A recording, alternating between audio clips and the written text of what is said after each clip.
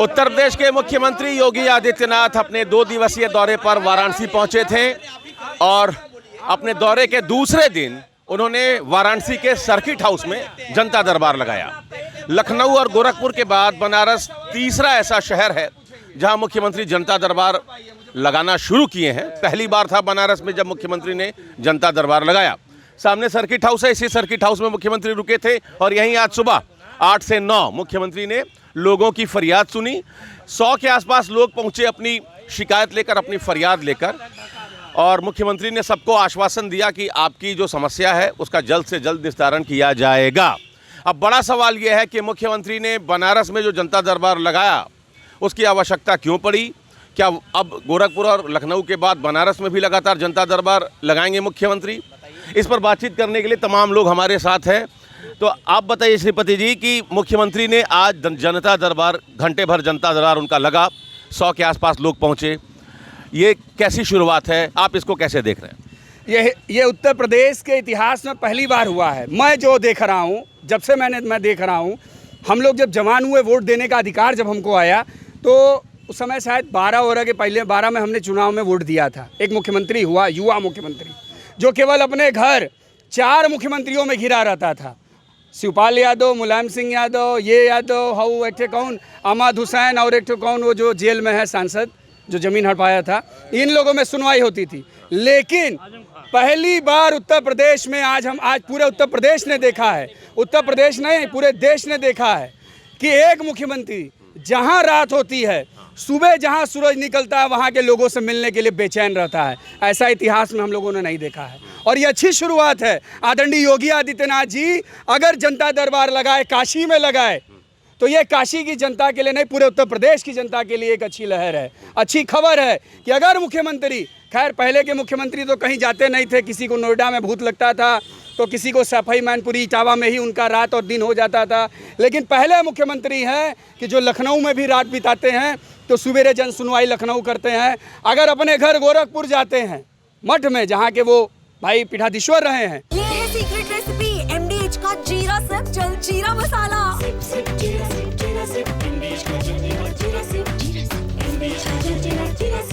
वहाँ पर भी अगर रात बिताते हैं, सवेरे का अगर सूरज निकलता है तो वहाँ भी जनता को समय देते हैं, जनता की सिरोधार्य रहती है। और काशी में भी आज आदरणीय मुख्यमंत्री जी थे तो काशी में भी जनता को उन्होंने सुना है। ये हम सभी के लिए गौरव का विषय है। और इसके पहले बहुत सारे बबुआ और बुआ और पप्पा और चच्चा मुख्यमंत्री हुए, समाजवादी, कांग्रेसी, बसपाई, कभी जनता दरबार में जाने में डरते थे। महाराज, ये जो जनता दरबार आज लगाया गया था, इनको अब काशी के अधिकारियों पे कोई भरोसा ही नहीं है।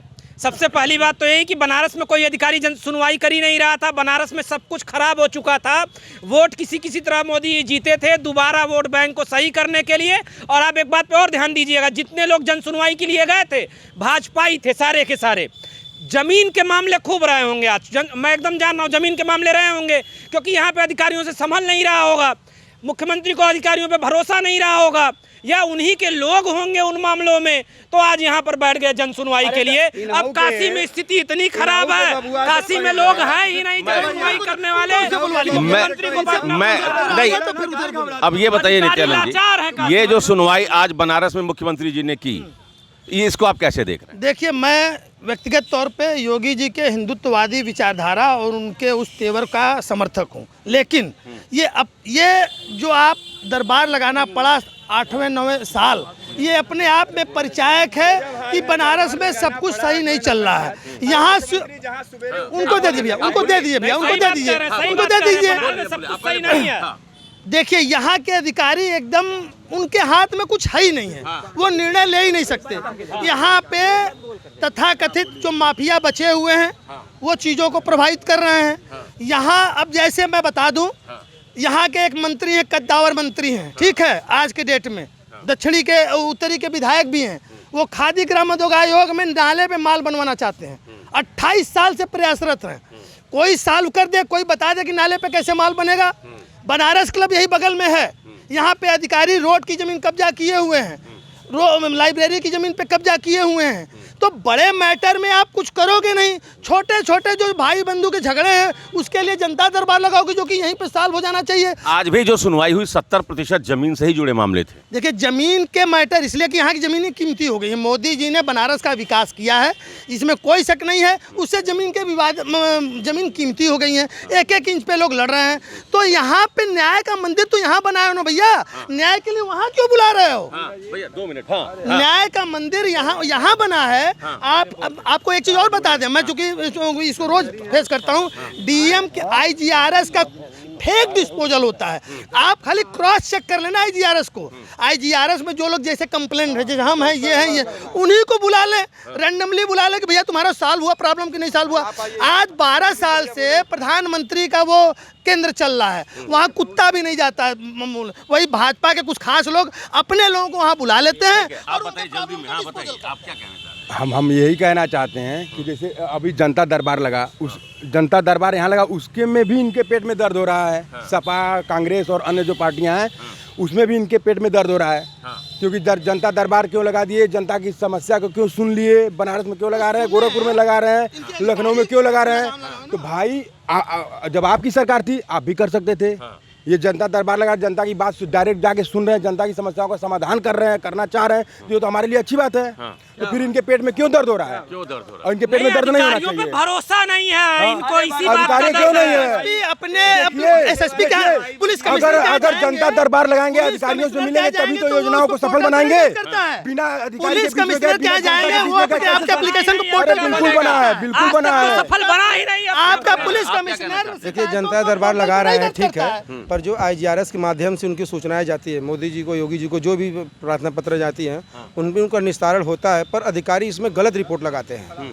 अधिकारी रिपोर्ट हमारा फेक रिपोर्ट ही लगाते हैं कि हमारा क्वेश्चन कुछ और होता है, उत्तर कुछ और लगा के देते हैं। अच्छा। और इस तरह का फिर उनके पास से मुख्यमंत्री कार्यालय से आवास फ़ोन आता है IGRS कार्यालय से कि आपको फ़ोन किया गया था, अधिकारी द्वारा जाँच किया था। कि जब हमारा रिपोर्ट उसमें चला गया कि अधिकारी आए थे, रिपोर्ट लगा दिए गए और हमको कुछ पता नहीं, तो इस पर जब हमको फीडबैक लिया जाता है तो हमारे फीडबैक को जब उनको हम लोग बताते कि नहीं कोई अधिकारी नहीं आए थे, तो उस पर एक लिस्ट बनाना चाहिए कि ये लिस्ट है, इतने लोग का रिपोर्ट आया था, अधिकारी हमारे ये रिपोर्ट लगाया पर इनसे ये परिचित हुए। अधिकारी और समस्या वाले आदमी को दोनों लोग को बुला कर बीच में बैठा के बात कर लें। अगर निस्तारण करना चाहते हैं तो ईमानदारी से। पर यहाँ भ्रष्ट सरकार है, अब भ्रष्ट अधिकारी हैं। भैया आप क्या कहना चाहते हैं? चल रही है। अगर जनता के समस्या के समाधान के लिए जनता दरबार लगाया गया तो उसमें कोई गलत बात नहीं है। ठीक बात है इसके पहले कोई सरकार ने ऐसा किया नहीं, जी। तो इसमें कोई भी गलत बात नहीं है कि जनता के समस्या के लिए अगर दरबार लगा दिया गया जनता, तो उसमें कुछ विपक्षी को कुछ होना ही नहीं चाहिए दर्द कि क्यों लगाया गया। ठीक बात है। अब मुझे श्रीपति जी, एक जो आपने बात कही कि बनारस में भी अब मुख्यमंत्री जी सुन रहे हैं लोगों की शिकायतें, लोगों की फरियाद सुन रहे हैं, ये अच्छी बात है। लेकिन इसका दूसरा पहलू ये भी है कि 8 साल के बाद जो मुख्यमंत्री जी ने फैसला लिया कि अब बनारस में भी हम सुनेंगे, इसका क्या एक पक्ष ये भी है कि जिस तरीके से ज़मीन के मामले या अपराध का जो बढ़ता हुआ ग्राफ है, शिक्षक की हत्या हो जा रही है या एक एक परिवार में 5-5 लोगों की हत्या हो जा रही है, तो अपराध का बढ़ता ग्राफ भी इसके पीछे कारण आप देख रहे हैं? नहीं, अपराध का बढ़ता हुआ ग्राफ कोई विषय नहीं है। अपराध किस प्रकार के हो रहे हैं ये इस पे निर्भर करता है कि ग्राफ कैसे बढ़ रहा है।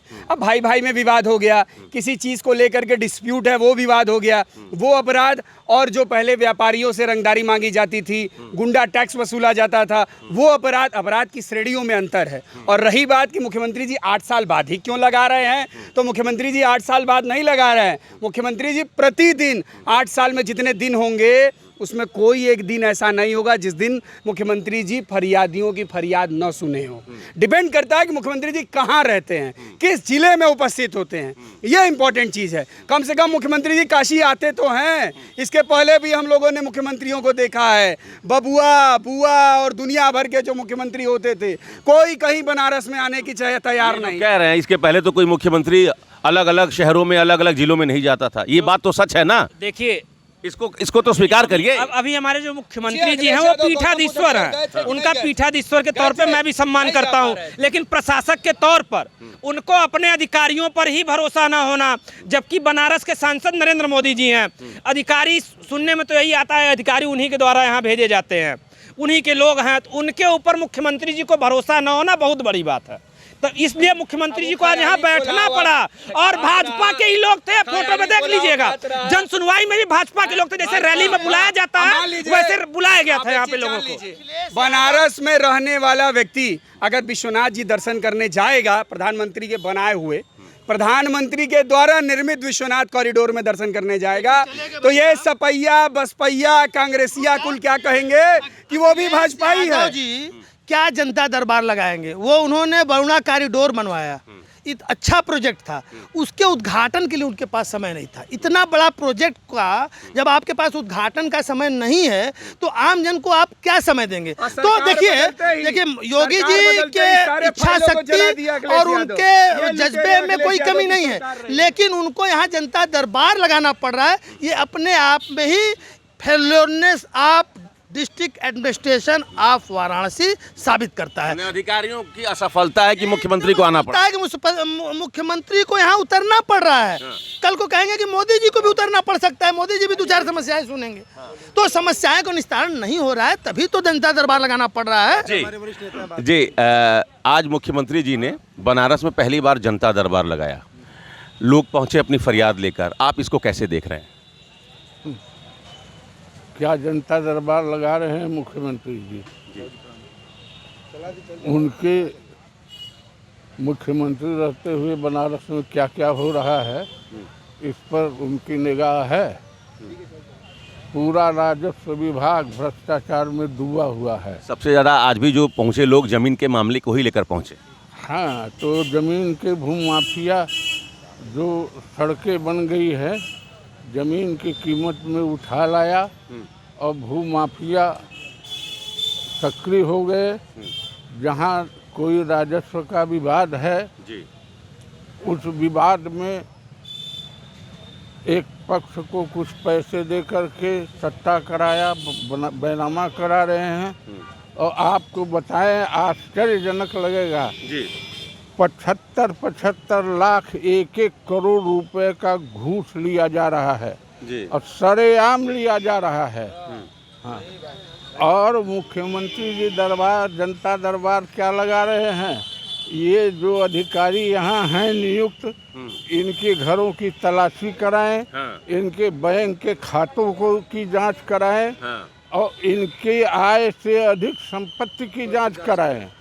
एक तो यहाँ पर चकबंदी अधिकारी था जिसने बंदोबस्त घोषित हो जाने के बाद बंदोबस्त में फेर बदल कर दिया। हाई कोर्ट में मामला पहुंचा तो हाई कोर्ट ने कहा कि जो भी दोषी हो सबके खिलाफ सख्त कार्रवाई की जाए जी। सस्पेंड हुआ, उसकी नियुक्ति भी यहाँ नहीं है, लेकिन वो न्यायिक कार्य कर रहा है। उसके ससुराल जिस गांव में है उसी के गांव से सटे हुए 2 करोड़ रुपए का उसका बहुमंजिला मकान है। ये ग्राउंड रिपोर्ट हम आपको दिखा रहे हैं। ये सामने कलेक्ट्रेट है, कचहरी है, और हमारे दूसरी तरफ सर्किट हाउस है। सर्किट हाउस में मुख्यमंत्री रुकते हैं और यहाँ प्रशासनिक और न्यायिक कार्य किया जाता है। और यहाँ वो तमाम लोग पहुँचते हैं जिनको कोई ना कोई समस्या है प्रशासन से या अपनी व्यक्तिगत समस्या लेकर भी न्यायालय और कलेक्ट्रेट पहुँचते हैं। तो वो तमाम लोग जो हमारे साथ चर्चा में मौजूद रहे, उन्होंने 2 बातें कहीं। एक, मुख्यमंत्री जी का प्रयास सराहनीय है, बनारस में भी वो अब जनता दरबार लगा रहे हैं, इससे आम लोगों को लाभ मिलेगा। लेकिन जो दूसरा सवाल है, जो दूसरी बात लोगों ने कही कि जिस तरीके से करप्शन के मामले बढ़ रहे हैं, ज़मीन से रिलेटेड, और अपराध के मामले जिस तरीके से बढ़ रहे हैं, इसको लेकर मुख्यमंत्री को गंभीर होना होगा। हो सकता है कि मुख्यमंत्री इस बात को समझ रहे हों और शायद इसीलिए उन्होंने जनता दरबार बनारस में भी लगाना शुरू किया, चूँकि उत्तर प्रदेश में सरकारें करप्शन और लॉ एंड ऑर्डर पर बनती भी हैं और जाती भी हैं। Amit Singh, TV9 UP, Varanasi. दादी के हाथों का जादू और खुशबू से महकता घर, माँ की मुस्कुराहट और खाने की सुगंध। MDH गरम मसाला, क्योंकि हर रिश्ता है स्वाद से जुड़ा।